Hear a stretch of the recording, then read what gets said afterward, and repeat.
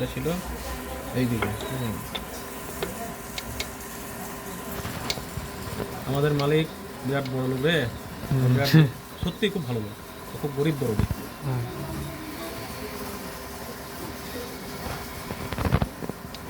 ও ওর কাছে থাকলে 2 বছর কেউ একেবারে কঠিন মানুষ হয়ে আসবে, এতটাই ভালো মানুষ।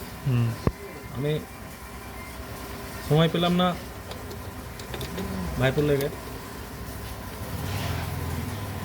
ঠিক আছে।